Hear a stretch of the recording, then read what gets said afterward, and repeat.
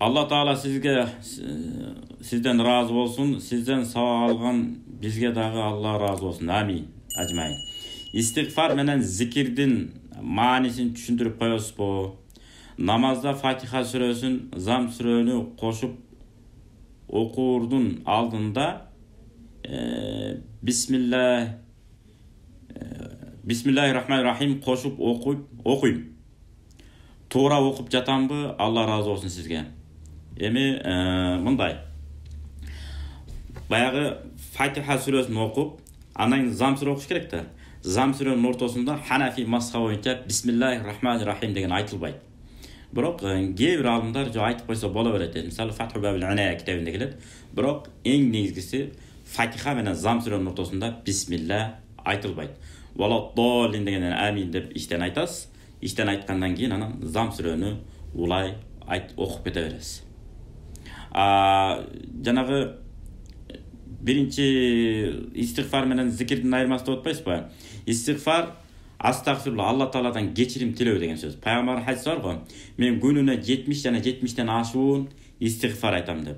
Эми мурдагы жана кийинки күнөөлөрүңүз кечирилген болсо, мынча эмне жаныңыз кыйнайсыз, зикир истигфар айтпай деле койсоңуз болот эле го деп сурашканда, пайгамбар эмне деп жооп берген? Афала анакуна абдан шакура. Мен шүгүр келтирген пенделерден болбоймбу деп пайгамбарыбыз эмне кылган? Жооп берген. Пайгамбарыбыз күнүнө 70 жана 70тен ашуун истигфар айтып аткан болсо, биз күнүнө 1000 жолу айтсак дагы эмне кылат? Аздык кылат. Кандай эле Абу Хурайра радиаллаху анху түйүн бай жиптен жасалган түйүн теспеси болот эле дейт го. Ушундай түйүн болот эле. Ошо менен зикир чалат эле. Кээде үргүлө уктап кеткенде жеңинен түшүп кетет эле деп. Башка да пайгамбардын күйөө баласы Азирет Али радиаллаху анхунун дагы заиф хадиси бар. Заиф болсо дагы фазаил амал үчүн колдонулат. Жер бетиндеги жайнаган алымдардын сөзүнөн дагы эмне болот? Пайгамбарыбыздын заиф хадиси эмне болот? Өйдө турат.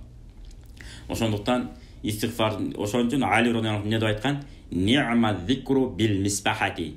Теспе менен зикир чалуу кандай жакшы деп. Бул максат биз теспеге сыйынып албашыбыз керек. Кээ бир бар өпкөлөп чыттагалап бияна сүртүп бүртүп берет. Жок. Теспени бир адашып кетпей турган бир курал катары гана колдонушубуз керек. Адашып кетпеш үчүн.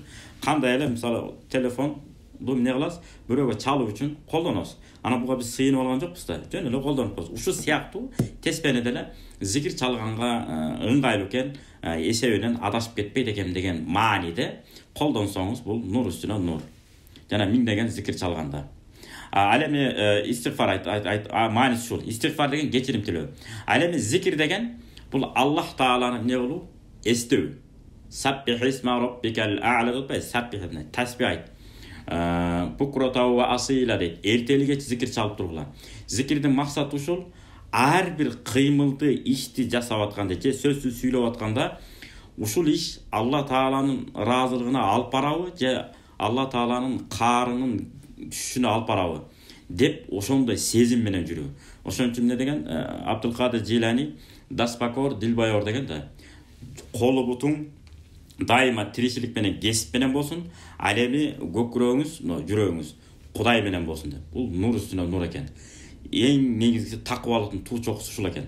Жүрөгүңүз дайыма зикир Алла Тааланы эстөө менен, колу бутуңуз дайыма эмне менен? Тиричилик менен болсун деген. Көрдүңүз? Эмне кесипке алектенесиз? Кесип менен алектенесиз. Же болбосо эмне иш менен алектенесиз? Же кайсы илим тармагы менен алектенип адамдарга илим үйрөтөсүз? Ошол учурда дагы эмне кыласыз? Алла Тааланы эстөөнү эч качан эстен чыгарбашыбыз керек. Мунун мааниси Алланын ыраазылыгы үчүн жасап атам. Пенделердин ыраазы үчүн эмес. Пенделердин мындай көңүлүн улап, аларга бир мусулманчылык, бир атуулук милдетимди аткарып атам деген ниет менен Алланын ыраазы үчүн мага Алла насип кылыптыр. Берип атам. Мен кыйындыгыман ушундай ишти жасап атам деген сезимдер келип калбаш үчүн дайыма Алла Тааланы эстеп эмне кылуу? Жүрүү. Зикир менен истигфар айырмасы ушул. Дагы жыйынтыктайлы. Истигфар деген Алла Тааладан кечирим тилөө, зикир деген Алла Тааланы эстөө. Жана субханалла, алхамдулилла, Аллаху акбар. La ilaha illallah wahdahu la sharika lah lahul mulku wa lahul hamdu wa huwa ala kulli shay'in qadir деген сыяктуу subhanallohul azim subhanallohi wa bihamdihi деген сыяктуу зикирлер толтура. Ошолорду айтып Алла Тааланы эстөө деген маани.